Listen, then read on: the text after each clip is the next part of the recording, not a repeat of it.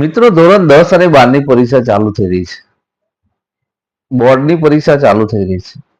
તો કેટલાક બાળકો છે એમને શરૂઆતથી એવો ડર હોય છે કે ધોરણ 10 અને 12ની પરીક્ષા છે ભાઈ, તારે ખૂબ મહેનત કરવી પડશે, ખૂબ વાંચવું પડશે, નપાસ થઈશ.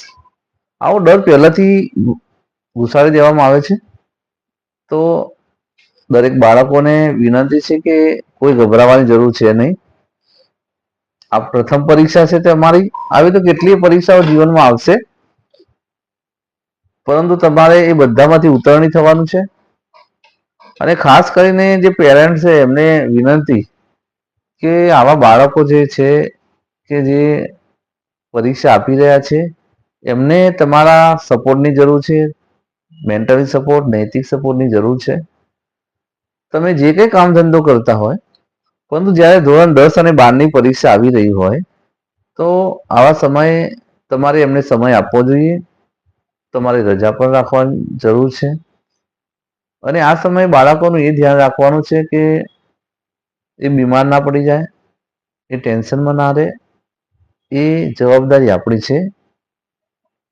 તો જે બાળકો છે એમને વિનંતી છે કે જે ધોરણ 10 અને 12ની પરીક્ષા આપવા જઈ રહ્યા છે, તો પ્લીઝ ઉતાવળમાં અને ટેન્શનમાં તમે તમારી રિસીપ્ટ જે છે તે લઈ જવાનું ભૂલતા નહીં. જે અગત્યના વસ્તુઓ છે એ લઈ જવાનું ભૂલતા નહીં. અને બિલકુલ ટેન્શન ફ્રી રહેશો. કોઈ પરીક્ષામાં પ્રશ્નપત્રમાં કોઈ સવાલના જવાબ લખવાના ના રહી જાય એનું ધ્યાન રાખશો. અને બોર્ડ તરફથી અથવા સ્કૂલ તરફથી જે સૂચનાઓ આપવામાં આવી છે એ સૂચનાઓ પ્રમાણે પરીક્ષા આપશો. અને ખાસ કરીને જે પેરેન્ટ્સ છે એમને વિનંતી છે કે કોઈ બાળકનું પેપર લખવાનું રહી ગયું હોય તો એ વિશે વધારે ચર્ચાની સાથે ના કરશો.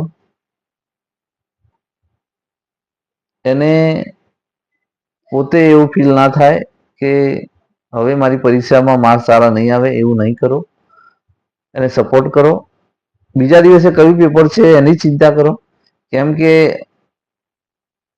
ઘણા લોકો બોલતા હોય તો એ લોકોને નથી ગમતું, જેના કારણે પાછળના જે પેપરો છે એના ઉપર પણ એની અસર થતી હોય છે.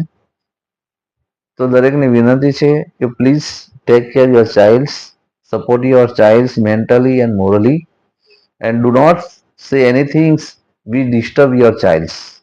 So against all the children, all the students, all the parents whose children are going to appear in standard 10 and 12 examinations, our regards and wishes always with you. Best of luck.